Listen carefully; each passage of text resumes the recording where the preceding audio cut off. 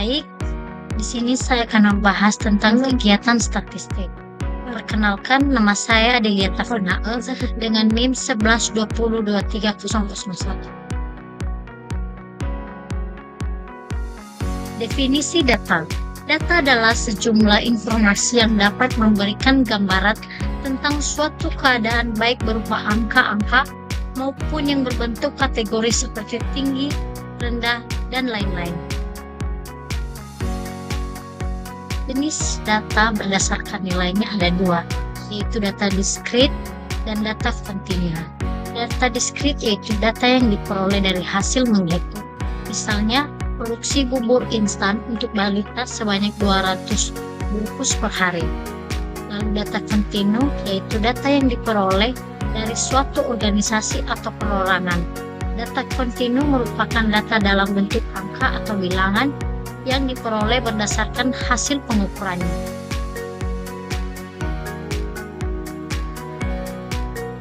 Sifat data harus memiliki sifat valid, reliable, dan objektif. Menurut sifatnya, sifat data dibagi menjadi dua. Yang pertama data kualitatif dan yang kedua data kuantitatif. Data kualitatif adalah data yang tidak berbentuk angka.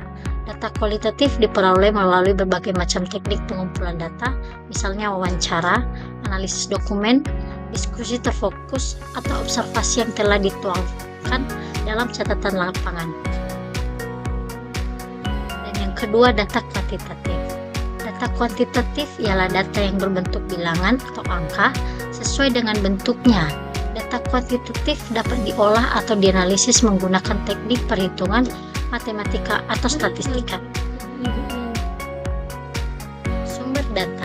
Sumber data adalah segala sesuatu yang dapat memberikan informasi mengenai data. Sumber data dalam penelitian adalah subjek dari mana data dapat diperoleh. Menurut cara memperolehnya, sumber data dibagi atas dua, yaitu data primer dan data sekunder. Data primer adalah data yang diperoleh atau dikumpulkan oleh peneliti secara langsung dari sumber datanya. Data primer disebut juga sebagai data asli atau data baru yang memiliki sifat up-to-date. Data sekunder adalah data yang diperoleh atau dikumpulkan peneliti dari berbagai sumber yang telah ada atau peneliti sebagai tangan kedua.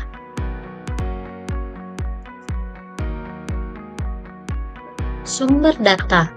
Menurut sumbernya, data dibagi atas dua, yaitu data internal dan data eksternal. Data internal adalah data yang menggambarkan keadaan dalam suatu organisasi.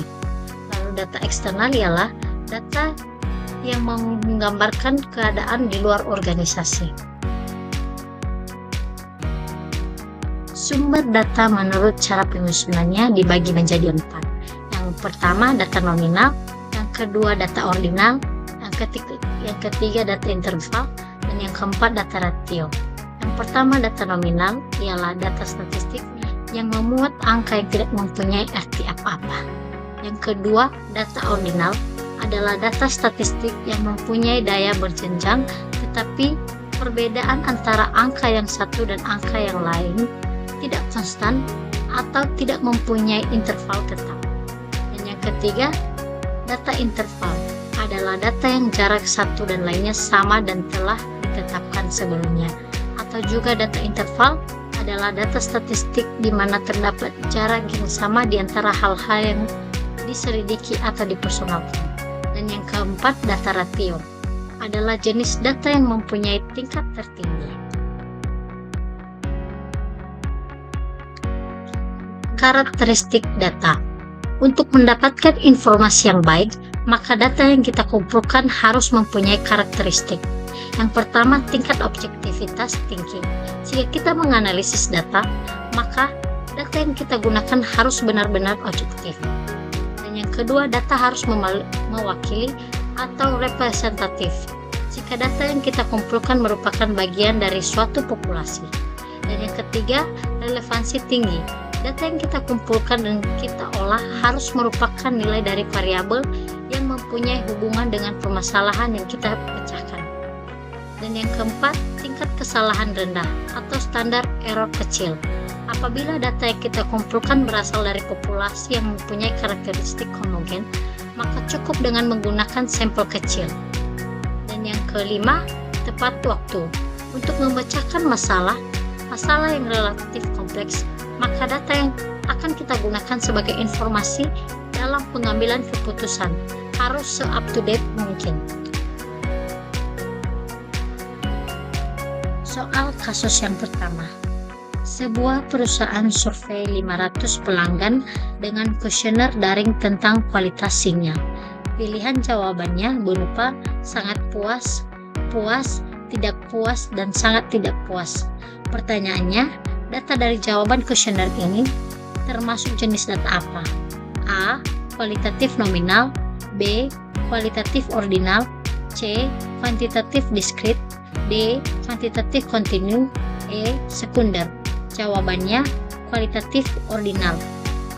Pembahasan, jawaban yang paling tepat adalah B.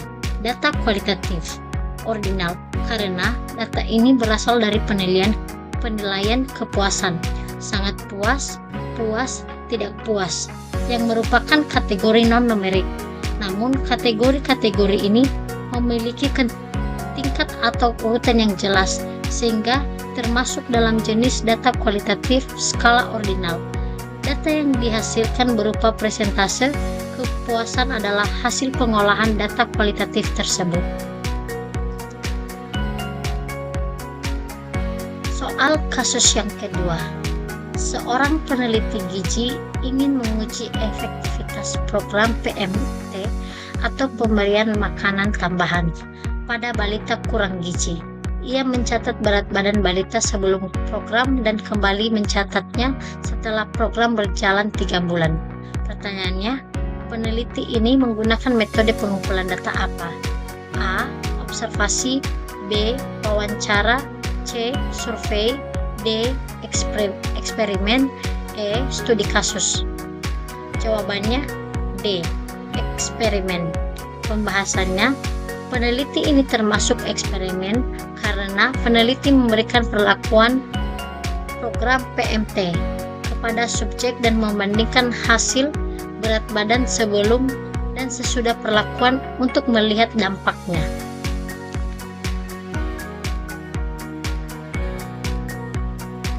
Soal kasus ketiga.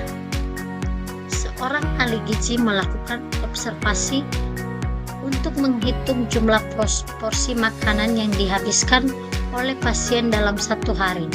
Ia mencatat bahwa pasien A menghabiskan 3 porsi nasi, 2 porsi lauk, dan 1 porsi sayur dalam sehari. Pertanyaannya, data jumlah porsi makan yang dihabiskan pasien termasuk jenis data apa? A. Kuantitatif kontinu, B. Kualitatif, C. Kuantitatif nominal, D. Kuantitatif diskrit, E. Kuantitatif rasio. Jawabannya D. Kuantitatif diskrit. Pembahasan, jumlah porsi dihitung dalam bilangan bulat 1, 2, 3 porsi dan tidak mungkin berupa pecahan. Data yang diperoleh dari hasil perhitungan berupa bilangan bulat disebut data kuantitatif diskrit.